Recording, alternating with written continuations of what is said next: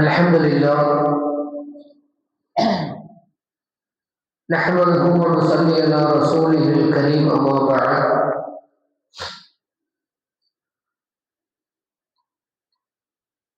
Allah ரஹ்மானுடைய கிருபையினாலே இன்றைய ஃபஜ்ருடைய தொழுகையும் ஜமாஅத்தோடு தொழுவதற்கான பாக்கியத்தை பெற்றிருக்கிறோம். Allah ரஹ்மானுக்கு நாம் நன்றி பாராட்ட வேண்டும். Allah ரஹ்மான் சுப்ஹானஹு வ தஆலா சூரத்துல் பக்ராவுடைய 28வது வசனம், அந்த வசனத்திலே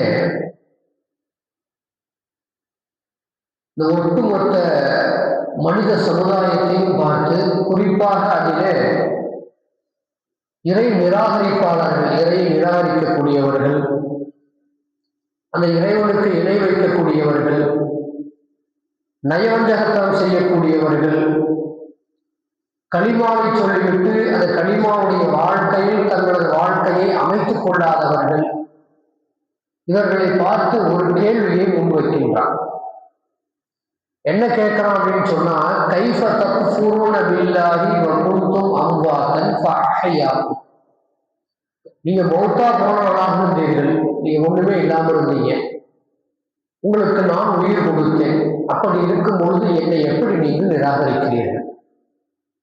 கேட்டுட்டு, சும்ம யுமீத்துக்கும், பின்பு நான் தான் உங்களை மரணிக்க செய்கின்றேன், சும்ம யுஹ்யீக்கும், பின்பு நான் தான் உங்களை உயிர் கொடுத்து எழுப்ப போகிறேன், சும்ம இலைஹி துர்ஜஊன், பின்பு நீங்கள் அவனிடத்தில் தான் நீங்கள் திரும்ப கொண்டு வரப்போகிறீர்கள்.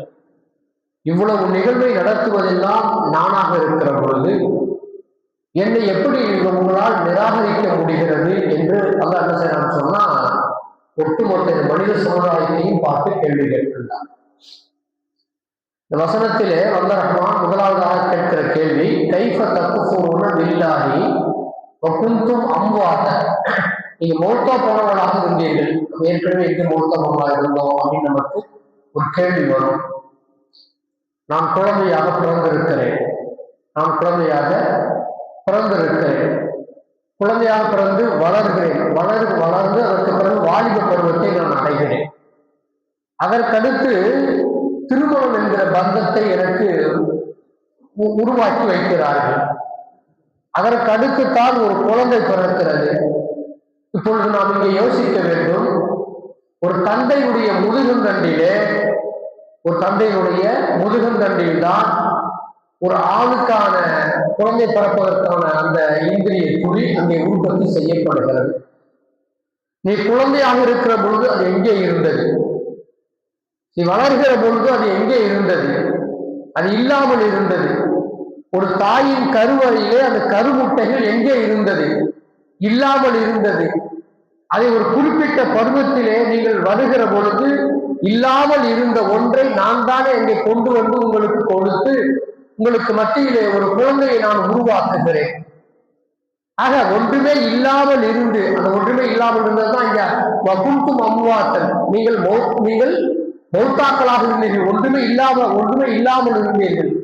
அப்படி இருந்த உங்களுக்கு ஒரு உயிரை நான் கொடுத்தேன், ஒரு இந்திரிய துளி என்று ஒன்றை உருவாக்கி, கருமுட்டை என்று சொல்லி ஒன்றை உருவாக்கி, அந்த ரெண்டையும் இணைத்து ஒரு உயிரை நான் உங்களுக்கு கொடுத்தேனே, அது கொடுத்தது நான் தானே, வேறு யாராவது இதை செய்ய முடியுமா?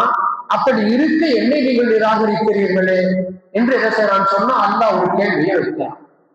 அதற்கடுத்து வந்து ரஹ்மான் சும்மா இமயத்துக்கும் பிறந்துட்டீங்க, வளர்ந்துட்டீங்க, அதற்கடுத்து உங்களுக்கு மௌத்துன்னு சொல்லி மரணம்னு சொல்லி அல்லாஹ் உன்னை ஏற்பாடு பண்றான்.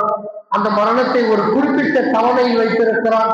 அந்த தவணை தவறாது, நொடி தவறாது, கண் சிமிட்டுகிற நேரம் தவறாது.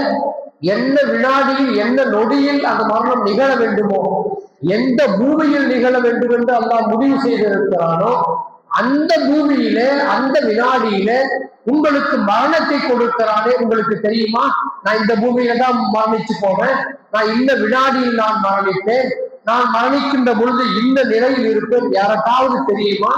உங்களுக்கு எதுவுமே தெரிய உலகத்தை யாராவது சொல்ல முடியுமா? எந்த மருத்துவராவது சொல்ல முடியுமா? கடுமையான உடல் நோய், மருத்துவர்கிட்ட போறோம், 2 நாள் தானே தாங்குவாரு அப்படின்னு சொல்லி அனுப்புவாங்க. ஆனா பல வருடங்கள் பின்னால் வாழ்வார்கள். எனக்கு நினைவுக்கு வருகிற ஒரு செய்தி. என்னோடு ஓதிய சக மாணவர், என்னுடைய கிளாஸ்மேட், அவர் சொன்ன ஒரு செய்தி என்னன்னு சொன்னா, அவருடைய பாட்டனார் இருக்காங்களா, அவரை பற்றி சொல்லுகிற ஒரு செய்தி. அவருடைய மனைவிக்கு உடல்நிலை சரியில்லை, கடுமையான நோய். அந்த காலத்துல மருத்துவமும் அது பெருசா இல்லை. ஏதோ இருக்கிற மருத்துவருக்கு போனாங்க. இன்னும் அரை மணி நேரம் கூட இவங்க தாங்க மாட்டாங்க, நீங்க வீட்டுக்கு கூட்டிட்டு போங்கன்னு சொல்லிட்டாங்க. வீட்டுக்கு வந்தாங்க. அவர் பாட்டனார் என்ன பண்ணாங்கன்னா, எதையோ ஒரு பச்சை இலையை பறிச்சு என்ன பண்ணாங்கன்னா, இலைகளை பறிச்சு கசைக்கு அந்த அம்மாவுக்கு கொடுத்தார். அதுவரை குழந்தையும் இல்லை, கல்யாணம் ஆயிடுச்சு. திடீர்னு ஏதோ பிரச்சனை, மௌத்துங்கிற நிலைக்கு அந்த அம்மா வந்துட்டாங்க. மருத்துவர்கிட்ட போனாங்க. மருத்துவர் முடியாதுன்னு சொல்லிட்டாரு, இனி மரணம் தான் சொல்லிட்டாரு. வீட்டுக்கு கொண்டு போங்கன்னு சொல்லியாச்சு. வீட்டுக்கு கொண்டு வந்துட்டாங்க. கொண்டு வந்ததற்கு பிறகு அவர் என்ன பண்ணாருன்னா, மனசு திருப்திக்காக வேண்டி ஏதோ தெரிந்த ஒரு பச்சளையை எடுத்த கசக்கு என்ன செஞ்சாங்கன்னு சொன்னா, அந்த அம்மாவினுடைய வாயில, தன்னுடைய மனைவியினுடைய வாயிலே ஊற்றுகிறார். அதற்கு பிறகு 3 குழந்தைகள், 45 வருடம் இந்த பூமியிலே அவர் வாழ்ந்திருக்கிறார். அதில் நான் ஒரு பிள்ளை என்று சொல்லி என்னுடைய கிளாஸ்மேட் என்னிடத்துல சொன்ன செய்தி நினைவுக்கு வருகிறது. அப்ப மனுஷன் கையில இல்லை. மனுஷன் முடிவு பண்றா இப்ப மோத்தா போனேன்னு சொல்றான். ஆனா பார்த்தா அதுக்கு பிறகு பாருங்க, 45-50 வருஷம் அந்த உலகத்தை வாழ வைக்கிறான். இது அல்லாஹ்வுடைய கையில இருக்கு. அதுதான் அல்லாஹ் சொல்றான், உங்களுக்கு மரணத்தை கொடுப்பது நான். என்ன நிமிடம், என்ன நொடி, எப்பொழுது கொடுக்கணும், எந்த இடத்துல கொடுக்கணும் அப்படிங்கிறதா என் கையில இருக்கு. உலகத்தில் எவ்வளவு அனுபவிக்க வேண்டும், எவ்வளவு உணவுகளை நீ சாப்பிட வேண்டும், எவ்வளவு நீ உடுத்த வேண்டும், என்னென்ன விஷயங்களை எல்லாம் நீ அனுபவிக்க வேண்டும் என்பதெல்லாம் என் கரத்தில் இருக்கிறது. நான் தான் அதை செய்கின்றேன். அப்படி இருக்கிற பொழுது நீ என்னை எப்படி நிராகரிக்க முடியும், நிராகரிக்கலாமா நீ என்று அல்லாஹ் என்ன செய்யறான்னு சொன்னா, இந்த வசனத்தில கேட்டுவிட்டு, அந்த மரணத்திற்கு பிறகு மீண்டும் உயிர் கொடுத்து நான் தான் எழுப்ப போகிறேன். சும்மா யுஹ்யீக்கும், உங்களை நான் தான் எழுப்ப போகிறேன். சும்மா இலைஹி துர்ஜஊன், நீங்க என்ன செய்வீங்கன்னு சொன்னா, மீண்டும் அவரிடத்திலேயே கொண்டு வரப்படுவீர்கள், ரப்பிடத்திலேயே கொண்டு வரப்படுவீர்கள். இதுதான் மனிதா உன்னுடைய நிலையாக இருக்கிறது. இதை தாண்டி வேற ஒன்றுமே இல்லை. உலகத்துல உனக்கு சில சக்திகளை கொடுத்திருக்கிற, அதை வச்சு இந்த உலகத்துல அப்படி நீ பாவலா காட்டிக்கிட்டு இருக்கிற, இவ்வளவுதானே தவிர இதை தவிர்த்து உலகத்துல வேற என்ன இருக்கிறது ஒண்ணுமே கிடையாது. உன்கிட்ட எந்த பவருமே இல்லை.